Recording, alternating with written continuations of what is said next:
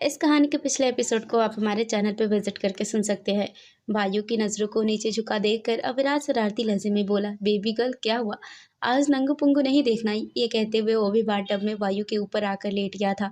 वही वायु ने तो कसकर अपनी आंखें बंद कर दी थी। उन दोनों के शरीर जो आपस में टच कर रहे थे और जो उनके अंग आपस में टच हो रहे थे, उन्हें महसूस करके दोनों की बॉडी में सिहरन पैदा हो रही थी। अविराज ने वायु का एक हाथ थामा और उसके हाथ को अपने 8 ऐप्स पर चलाते हुए कहा, बेबी गर्ल आँखें खोलो ना, देखो इसे। इसे देखकर तुम्हारा मुँह खुला का खुला रह गया था ना। कभी वो अपने हाथों से वायु के अंगों को दबाता तो कभी उसकी जांघ को अपने हाथों से दबाता और अपने मूवमेंट को और भी ज़्यादा वक़्त के साथ बढ़ाते जा रहा था। तकरीबन 2 घंटे बाद पानी में भीगी होने के बाद भी उनके बदन पर से पसीने की बूँदें चमकने लगी थी। अविराज पूरी तरह से वायु पर चिपका हुआ था। वायु ने दोनों हाथ अविराज की पीठ पर लपेट रखे थे।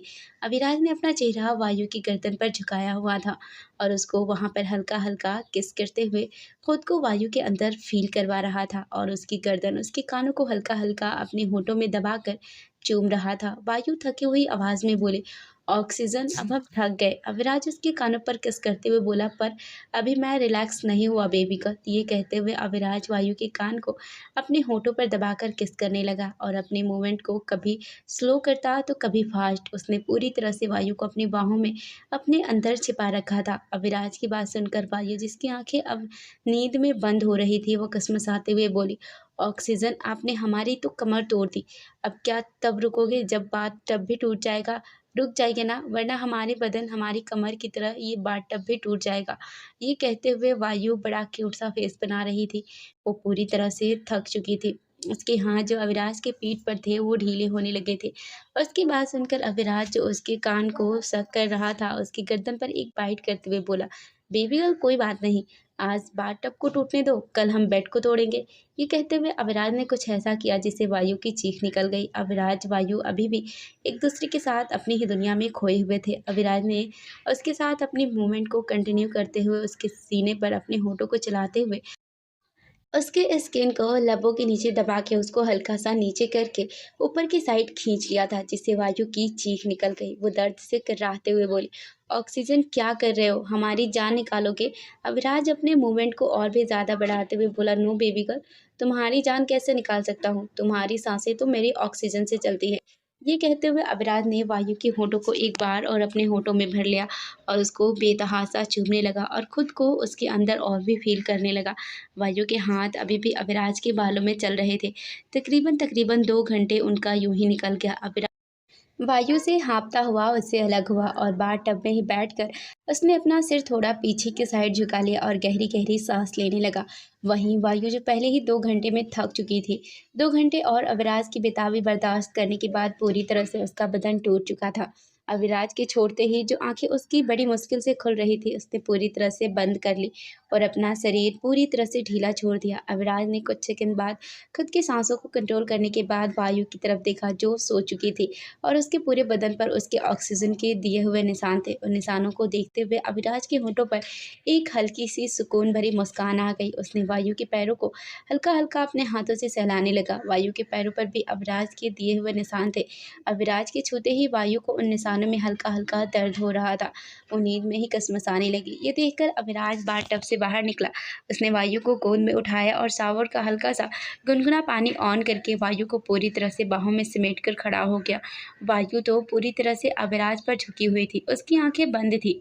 अविराज ने कुछ टाइम तक वायु को अपनी बाहों में संभालते हुए गर्म पानी से सावर दिया, फिर टॉवल अपने ऊपर लपेटकर और के ऊपर भी लपेटकर उसे अपनी गोद में उठाकर रूम में लेकर आया और आराम से उसको बेड पर लेटा दिया। वायु बेड पर लेटी हुई, जिसने अभी तक अपनी आंखें नहीं खोली थी, वो पूरी तरह से नींद में थी, बट उसको हल्का-हल्का एहसास था कि अविराज क्या कर रहा है। बेड पर लेटते ही उसने करवट ली और सो गई। वायु की हरकत को देखकर अविराज हल्का-सा मुस्कुराया और बेड के साइड में से ड्रॉ ओपन करके उसमें से मेडिकल बॉक्स निकाल के और मेंट क्रीम निकाल के टॉवल को हटाकर उसकी बॉडी पर लगाने लगा। वायु के शरीर पर हल्के-हल्के नीले निशान बन चुके थे। दवाई लगाने के बाद अविराज ने वायु के चेहरे को अपनी तरफ किया और उसके होठों पर हल्का सा किस करके खड़ा होकर ड्रेसिंग रूम में जाकर उसने लोअर पहना और अपनी एक शर्ट लेकर आया। वायु को अपनी शर्ट पहनाकर उसके बगल में ही लेटकर वायु को पूरी तरीके से अपनी बाहों में भर लिया। उसने उसके माथे पर और अपने कोहिनूर हीरे को अपने होठों से टच करके वायु को अपने सीने में छिपाकर उसके बालों को सहलाने लगा और एकटक वायु के चेहरे को देखने लगा, जो सोते हुए पूरी तरह से उसके सीने में चिपके हुए थे। उसने अपने एक हाथ को साइड में बढ़ाकर बेड के टेबल के पास से अपना फ़ोन उठाया और राघव को एक मैसेज कर दिया और फ़ोन को वापस साइड में रख दिया। अब उसके चेहरे पर एक डबल स्माइल थी। उसने वायु के माथे को एक बार फिर से प्यार से चूमा और उसे पूरी तरह से अपनी बाहों में समेट कर अपनी आंखें बंद कर ली। कुछ देर में उसे भी नींद आ गई। वहीं दूसरी तरफ एक शख्स जो अपने रूम में सुकून से अपनी बेड पर सोया हुआ था, उसका फ़ोन रिंग करने लगा। वह शख्स कोई और नहीं, अमन शेखावत था। फ़ोन की आवाज़ सुनते ही उसने नींद में अपने फ़ोन को उठाकर अपने कान के पास लगाया और जैसे ही सामने वाले की बात सुनी, उसकी आंखें हैरानी से बड़ी हो गई। वो एकदम से उठकर बेड पर बैठते हुए बोला, "ये कैसे हो सकता है?" ये कहते हुए वो जल्दी से बेड से खड़ा हुआ और अपने रूम से बाहर निकलते हुए बोला, "ऐसे कैसे कंपनी के शेयर नीचे गिरने लगे और मेरी कंपनी में ब्लास्ट कैसे हो सकता है? ऐसे कैसे कंपनी पूरी तरीके से गिर सकती है? आखिर ये सब किसने किया?" ये कहते हुए अमन अपनी गाड़ी में बैठा और अपनी कंपनी जिसमें अभी-अभी ब्लास्ट हुई थी, उस तरफ निकल गया। नेक्स्ट मॉर्निंग वायु उठ चुकी थी और अपने हाथ में अपने फ़ोन को लेकर और अविराज के ऊपर अभी भी उसकी बाहों में लेटी हुई थी, पर अविराज जिसकी आंखें बंद थी, उसके साथ क्यूट क्यूट सेल्फी ले रही थी। वो कभी अविराज के गालों पर किस करके सेल्फी लेती, तो कभी उसकी नाक पर, तो कभी उसके होठों को हल्का सा टच करके, तो कभी उसके सीने पर अपना चेहरा छिपा के। वायु ना जाने कितनी सेल्फी ले रही थी। वही अविराज जो कब से वायु की हरकतों को महसूस कर रहा था, वो चुपचाप से अपनी आंखें बंद करके उसे पकड़े हुए चुपचाप से लेटा हुआ था। वायु को यही लग रहा था अविराज अभी भी सो रहा है, अविराज उठ चुका था। वो तो बस अपनी बेबी गर्ल की हरकतों को महसूस कर रहा था। काफ़ी सारी सेल्फी लेने के बाद वायु अविराज के माथे को चूमते हुए उठने लगी। अविराज के जो हाथ वायु की कमर पर रखे हुए उसकी पकड़ मजबूत हो गई। उसने वायु को पलटकर अपने नीचे दबा लिया। ये होते ही वायु हैरानी भरी नज़रों से अविराज को देखने लगी। कुछ सेकंड हैरानी से देखने के बाद उसने मुंह बनाते हुए कहा, "ऑक्सीजन, आप जग रहे थे ना और आपने फिर हमें बेवकूफ़ बनाया।" अविराज अपना सिर नो में हिलाते हुए बोला, "नो बेबी गर्ल, मैं बेवकूफ़ को बेवकूफ़ कैसे बना सकता हूँ?"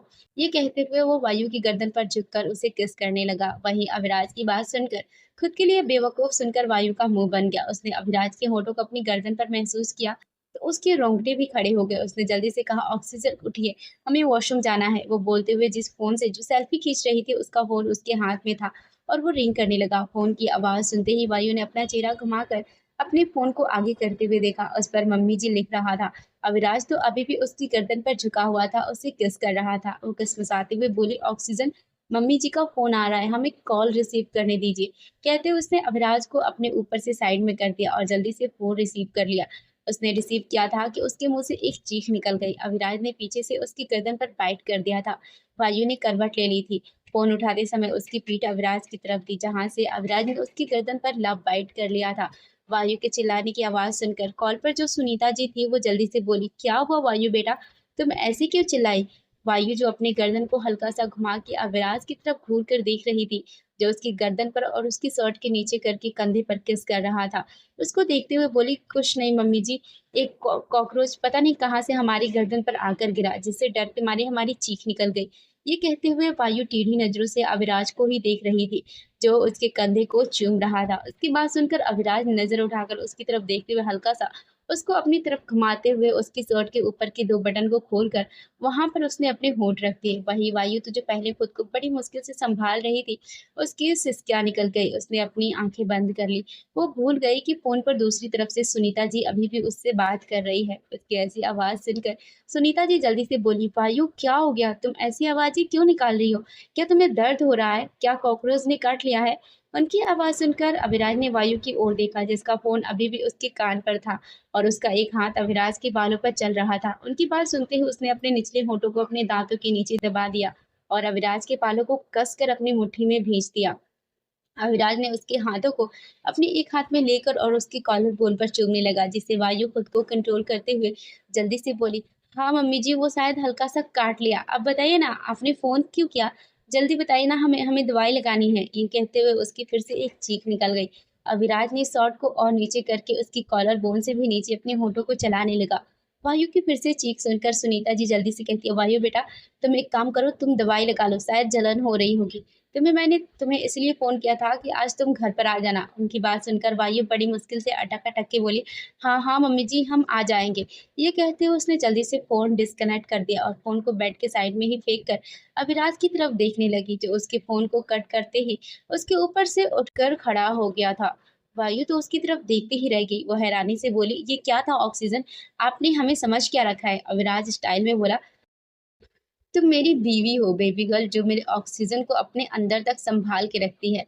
ये बोलते हुए अविराज अपने आर्ट ऐप्स पर अपने हाथों को चला रहा था, जिन्हें देखकर वायु का गला सूखने लगा। ये कहते हुए वॉशरूम के अंदर चली गई। अविराज तिरछा मुस्कुराया और खुद के बालों में हाथ फेरते हुए बोला, सावर तो मुझे भी लेना है, क्यों ना पानी की बचत की जाए।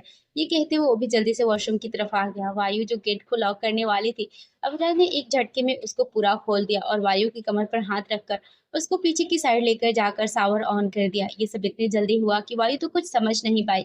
वो तो हैरानी से अविराज की तरफ देखती रह गई और ठंडा पानी गिरते ही उसकी बॉडी कांप उठी और उसने अपने हाथ अविराज के कंधे पर कस दिए। वो हैरानी से उसको देखते हुए बोली, ये आप क्या कर रहे हैं? ये बोलते बोलते वो एकदम से चुप हो गई। अविराज ने उसकी शर्ट को उसकी बॉडी से फाड़ कर अलग कर दिया था। उसकी कमर को दोनों हाथों में थाम कर अपने से चिपकाते हुए बोला, बेबी गर्ल, पानी की बचत करो, शावर साथ में लेंगे। वायु की तो बोलती बंद हो गई थी। उसका चेहरा शर्म से लाल हो गया था। उसने अपनी पलकें झुका ली। वही अविराज एक हाथ से उसकी कमर को हल्का-हल्का सहला रहा था और उसके कंधे पर झुका वहां पर अपने होंठ चलाने लगा। कुछ घंटे बाद वायु अविराज के साथ उसकी गाड़ी में आगे फ्रंट सीट पर बैठी हुई थी। अविराज कार ड्राइव कर रहा था। वायु का मुंह बना हुआ था और वो मुंह बनाकर बाहर खिड़की की तरफ देख रही थी। वही अविराज, उसके एक हाथ में जलती हुई सिगरेट थी और दूसरी हाथ से उसने स्टीयरिंग संभाल रखा था और अपने सिगरेट के लंबे-लंबे कस भर के उसका धुआं सामने की तरफ ही छोड़ रहा था। वो स्पीड में गाड़ी चलाते हुए बिना वायु की तरफ देखे बोला, बेबी गर्ल, तुम्हारा चेहरा मुझे तभी अच्छा लगता है जब टमाटर की तरह लाल होता है मेरे छूने से। ये जो तुम मुंह बनाकर बैठी हो, ये मुझे बिल्कुल पसंद नहीं आ रहा है। मेरा मूड खराब हुआ तो मैं यहीं पर तुम्हारा चेहरा लाल करने लग जाऊंगा। उसकी बात सुनकर वायु का मुंह खुला का खुला रह गया। वो गुस्से से इसकी तरफ देखते हुए बोले, आपने पहले रात में हमारी कमर तोड़ दी, बची हुई कमर आपने दिन में तोड़ दी। वॉशरूम में आपको पता भी है ऑक्सीजन में कितना दर्द हो रहा है। ये कहते हुए वो हल्का हल्का अपनी कमर को हाथ लगाने लगी। अविराज वायु की कमर को देखते हुए उसकी कमर की तरफ देखने लगा। वायु ने ब्लैक कलर की साड़ी पहनी हुई थी और उसमें उसकी दूध जैसी कमर साफ नजर आ रही थी। उसकी कमर को इंटेंस नजरों से देखते हुए डीप वॉइस में बोला, तो अभी मुंह लगा लो गाड़ी स्टॉप करके। ये कहते उसने अपने होठों को अपने दांतों के नीचे दबा दिया था। वायु अविराज की तरफ देखते हुए और उसकी होठों की तरफ देखते हुए उसका इशारा अच्छे से समझ गई थी। उसने अपनी कमर को अपनी साड़ी के पल्लों से ढकते हुए बोली, हमें कोई ज़रूरत नहीं है मुँह लगाने की, क्योंकि आप मुँह लगाएँगे तो जो बची-कुची कमर जो अटकी पड़ी है थोड़ी-सी, किसी किनारे से वो भी टूट जाएगी। ये कहते उसने अपना चेहरा खिड़की की तरफ घुमा दिया था और बाहर की तरफ देखने लगी। कुछ देर बाद उनकी गाड़ी जैसे ही सिंघानिया हाउस आकर रुकी। गाड़ी रुकते ही जल्दी-जल्दी से वायु गाड़ी से बाहर निकली और सीधा घर के अंदर चली गई। उसने एक बार भी अविराज की तरफ मुड़कर नहीं देखा, जैसे अविराज को जताना चाहती हो कि उससे नाराज है। वहीं उसकी हरकत को देखकर अविराज हैरानी से और थोड़ा सख्त होते हुए खुद से बोला, ये बेबी गर्ल एक रात में कुछ ज्यादा ही चेंज हो गई, इसको तो मैं बताता हूँ। ये कहते हुए वो जल्दी से कार से बाहर निकला और जैसे वो अंदर की तरफ जाने लगा, पीछे से किसी की आवाज उसके कानों में पड़ी, जिसको सुनकर उसके कदम खुद ब खुद रुक गए। अविराज घर के अंदर जा ही रहा था कि तभी पीछे से आई हुई आवाज को सुनकर उसके कदम रुक गए और उसके चेहरे पर एक डबल स्माइल आ गई, जैसे कि वो अच्छे से जानता हो ये आवाज किसकी है और ये कौन है और कौन आया है। उसने अपने दोनों हाथों को अपनी पैंट की पॉकेट में डाला और पलटकर उस शख्स को एक डबल स्माइल के साथ देखने लगा। वो शख्स कोई और नहीं बल्कि अमन शेखावत था और उसको अविराज के बॉडीगार्ड ने पकड़ा हुआ था, क्योंकि वो जबरदस्ती घर के अंदर आ रहा था। उसे देखते ही अविराज ने अपने बॉडीगार्ड को एक इशारा किया। बॉडीगार्ड ने उसको छोड़ दिया। बॉडीगार्ड के छोड़ते ही अमन अविराज के पास आया और गुस्से से चिल्लाते हुए बोला, तुम्हारी हिम्मत कैसे हुई ये सब करने की?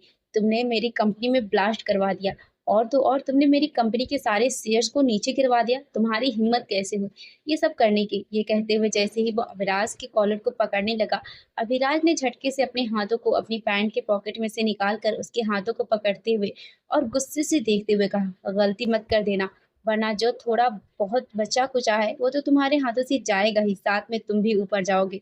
ये कहते हुए उसने उसके पकड़े हुए हाथों को एक झटके में झटक दिया। अमन एक कदम पीछे हो गया और गुस्से से उसकी तरफ देखते हुए बोला, तुमने ये सब क्यों किया? अविराज एक डबल स्माइल लिए खतरनाक हंसी हंसते हुए उसकी ओर देखकर बोला, क्या तुम्हें नहीं पता कि मैं ये सब क्यों किया? तुम नहीं जानते तुमने क्या किया था। उसकी बात सुनकर अमन एकदम से चुप हो गया। उसे समझ में नहीं आया था अविराज को कैसे पता चला कि वायु को किडनैप करवाने में उसका हाथ था। उसके चेहरे के एक्सप्रेशन देखते हुए अविराज सख्त लहजे में बोला, आगे से कभी भी मेरी बेबी गर्ल पर अपनी नजर भी मत डालना, और जो करना हो सामने से पार करना, मर्द बनकर, ना कि पीठ पीछे ना मर्द बनकर जिसकी कोई पहचान ना हो। ये कहकर अविराज वापस पीछे पलटकर जाने लगा। अपने लिए नाम मर्द सुनकर अमन गुस्से से चिल्लाते हुए बोला, तू मुझे बताएगा कि मेरी पहचान क्या है क्या नहीं, जिसकी खुद की कोई पहचान नहीं है। अविराज सिंघानिया, तेरे पास तो तेरे बाप का सरनेम तक नहीं है। उसने इतना ही कहा था कि एक गोली उसके पैर पर आकर लगी और वो नीचे घुटनों के बल बैठ गया। उसकी चीख निकल गई। अविराज गुस्से से कांपता हुआ उसके पास आया और गुस्से से नीचे झुककर उसके बालों को पकड़ते हुए उसके माथे पर गन पॉइंट करते हुए बोला, क्या कहा तूने? अपनी जुबान संभाल कर, वरना कहीं ऐसा ना हो तेरी जुबान तेरे हलक में ना बचे। ये कहते हुए उसे उसके बालों के सहारे पकड़कर उसे उठाया। वहीं अपने माथे पर गन पॉइंट देखकर अमन की सांस हलक में अटक गई थी। अविराज की गुस्से से आंखें पूरी तरह से लाल हो चुकी थी। ऐसा लग रहा था जैसे उसकी आंखों में खून उतर चुका हो। वो गुस्से से कांपता हुआ दांत पीसता हुआ बोला, किस सरनेम की बात कर रहा है तू? वो सरनेम जो तू अपने नाम के पीछे लगाता है। ऐसे सरनेम की अविराज सिंघानिया अपने जूते के नीचे मसल कर रखता है। अविराज सिंघानिया को किसी के सरनेम की जरूरत नहीं है, और ऐसे सरनेम की तो हरगिज जरूरत नहीं है जो इंसान कहलाने लायक ही नहीं है। ऐसे इंसान का सरनेम लूंगा मैं। एएस सब कुछ अपने बलबूते पर करता है, उसे किसी के भी सरनेम की जरूरत नहीं है, और ऐसे इंसान की तो हरगिज जरूरत नहीं है जो किसी के साथ। ये बोलते बोलते वो चुप हो गया। उसकी पकड़ गन पर मजबूत हो गई थी और उसका चेहरा पूरी तरह से कांप रहा था, जैसे कि वो जो आगे बोलना चाह रहा था वो उसके मुंह से निकलना मुश्किल था। उसने अपनी उंगली ट्रिगर पर रखी। उसे देखकर अमन की आंखें बड़ी हो गई। वो जल्दी से बोला, नहीं, तुम ये नहीं कर सकते। तुम जानते हो मैं कौन हूँ। तुम ये नहीं कर सकते। वो बोल ही रहा था कि अविराज ने अपनी उंगली ट्रिगर पर दबा दी और एक गोली की आवाज पूरे गार्डन एरिया में गूंज गई। अविराज का हाथ ऊपर की साइड हो चुका था और गोली आसमान में चली थी, और ये देखकर अमन ने एक चैन की सांस ली। वहीं अविराज का चेहरा जो पहले से गुस्से से कांप रहा था, उसने गुस्से से अपने हाथ को झटका। गुस्से से सुनीता जी की तरफ देखने लगा, जिसने उसका हाथ ऊपर की साइड कर दिया था। सुनीता जी की आंखों में बेइंतहा आंसू थे। वो रोते हुए बोली, ये तुम क्या करने वाले थे? अविराज, जिसकी आंखों में बेइंतहा गुस्सा था, वो हंसा और हंसते हुए बोला, क्या करने वाला था? मैं क्या कर सकता हूँ मॉम? कुछ भी तो नहीं, क्योंकि हर बार आप आगे आ जाती हैं। ये कहते हुए उसकी आंखों में सुनीता जी के लिए भी गुस्सा साफ नजर आ रहा था। अविराज की आंखों में खुद के लिए गुस्सा नाराजगी देखकर सुनीता जी उसे समझाते हुए बोली, बेटा, जरूरी तो नहीं ना, कुछ लोग जैसे हैं तो तुम भी उन्हीं की तरह बनोगे। हमें इन लोगों से कोई वास्ता नहीं रखना। ये कहते हुए अमन की तरफ मुड़ी और उसकी तरफ देखते हुए बोली, तुम यहाँ से जो भी करने आए थे अभी के अभी यहाँ से चले जाओ, वरना अभी तो तुम्हें बचा लिया है। अगर अभी के अभी तुम यहाँ से चुपचाप नहीं गए तो मैं भी तुम्हें बचा नहीं पाऊंगी। सुनीता जी की बात सुनकर अमन ने एक नजर अभिराज की तरफ देखा, जिसकी आंखों में उसको खुद की मौत नजर आ रही थी। उसने कुछ नहीं कहा। अपने लड़खड़ाते हुए कदमों से वापस अपनी गाड़ी में बैठकर वहां से निकल गया। उसके जाते ही अविराज ने अपनी गन को पीछे की ओर लगा लिया और ताली बजाते हुए बोला, मॉम, आप कभी नहीं सुधरेंगी। आपकी अच्छाई आपको इतना बड़ा सबक सिखा चुकी है, तब भी आप नहीं सुधरी, और आप कभी सुधर भी नहीं सकती। और मैं आपके खिलाफ जाकर कुछ कर भी नहीं सकता, क्योंकि मैं आपसे बहुत प्यार करता हूँ। पर आज आपने अच्छा नहीं किया उस इंसान को बचाकर। आप जानती भी हो उसने कल क्या किया था। अगर कल मैं टाइम पर नहीं पहुंचता तो मेरी बेबी गर्ल के साथ क्या हो सकता था। ये कहते हुए अविराज का लहजा बहुत सख्त था। उसकी आंखों में आग उबल रही थी। वहीं उसके मुंह से वायु के बारे में सुनते ही सुनीता जी घबराते हुए जल्दी से बोली, क्या हुआ वायु को? वो ठीक तो है ना? अविराज उनकी बात बीच में ही काटते बोला, मेरी बेबी गर्ल को कुछ नहीं हुआ, और जब तक मैं उसके साथ हूँ उसे कुछ होने भी नहीं दूंगा, और कुछ हो भी नहीं सकता। पर आज तो आपने उसको बचा लिया मॉम। नेक्स्ट टाइम अगर उसने फिर से वही हरकत करी तो आपकी कसम खाकर बोलता हूँ, उसे आप बचा नहीं पाएंगे। नेक्स्ट टाइम अगर आपने उसको बचाने की कोशिश करी, उस दिन भूल जाना कि आपका कोई बेटा भी था। वहीं सुनीता जी उसकी बातों को सुनकर किसी मूर्ति की तरह जम गई। उनकी आंखों में से आंसू निकल रहे थे। कुछ अतीत की यादें उनकी आंखों में घूमने लगी थी। उनकी आंखों में एक दर्द नजर आ रहा था। उनके एक 7-8 साल का बच्चा नजर आ रहा था। उस बच्चे की आंखों में एक तकलीफ, एक नफरत, एक आने वाली आग नजर आ रही थी। वो रोते हुए खुद से बोली, काश हमने कभी उनसे ये कहते हुए।